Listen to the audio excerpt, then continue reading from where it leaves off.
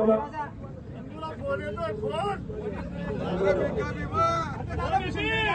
या सभागृहामध्ये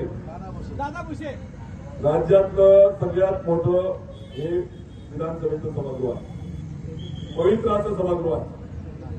या राज्याच्या सर्वसामान्य माता भगिनी, तरुण, शेतकरी, कामगार या सर्व घटकांना न्याय देण्याच्या प्रश्नावर इथं चर्चा अपेक्षित आहे। उभं राहायला वेळ आहे, सगळ्यांना बसून घ्या। धन्यवाद धन्यवाद साहेब। पुढचं मला सांगा काय बोललं तू म्हणे काय करायला दिवस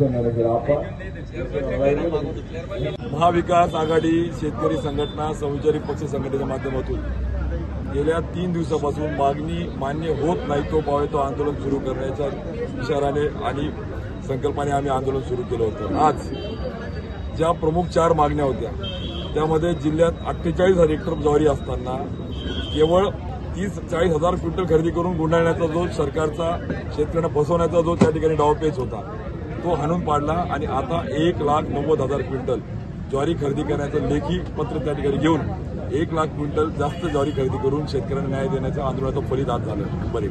नंबर 2 की 3 कॅबिनेटचे मंत्री आमदार दूध संघाचे चेअरमन असताना देखील जिल्ह्यातल्या दूध उत्पादकांना 5 रुपयाचा मागच्या वर्षीचा फरक मिळाला नव्हता। एका बाजूला राज्यात 40 रुपये भावाचं आंदोलन आता सुरू झालं आणि आम्हाला मात्र मागच्या वर्षी भाव फरक मिळत नव्हता। आज त्याचं लेखी पत्र त्यांनी दिलं की येणाऱ्या 15 तारखेच्या आत ऑनलाईन करून 20 तारखेच्या आत हे फरक देऊ।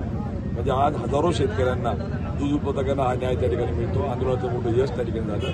3 केळी उत्पादकांच्या भावनेची खेळण्याचं पाप ज्या कृषी मंत्र्यांनी केलं त्याला मूकसंमती जे आमदार 10 युतीचे आणि 3 मंत्री देत आहेत त्याचा निषेध करत त्या संदर्भात कृषी आयुक्त सचिवांसोबत गुरुवारच्या आत बैठकीची तारीख कळून त्या केळी उत्पादकांच्या माध्यमातून 180 कोटी रुपयाचा परतावा त्यांना कसा देता येईल त्याचंही ठोस आज त्या ठिकाणी आश्वासन त्या ठिकाणी कृषी विभागाने दिलंय।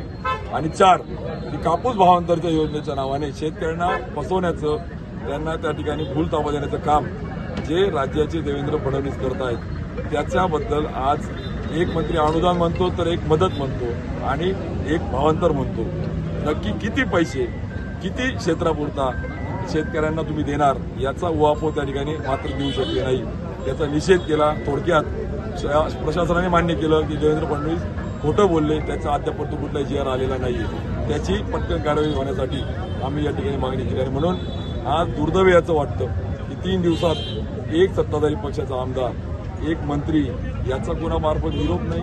5 स्टार हॉटेलला त्या ठिकाणी ते आहेत मात्र शेतकरी वाऱ्यावर सोडलेला आहेत आणि म्हणून महाविकास आघाडी शेतकऱ्याच्या मागे खंबीर उभं राहून येणाऱ्या काळात अजून ताकदीने त्याला न्याय देण्यासाठी पुढे येईल। दादा मागण्यांची पूर्तता झाली नाही तर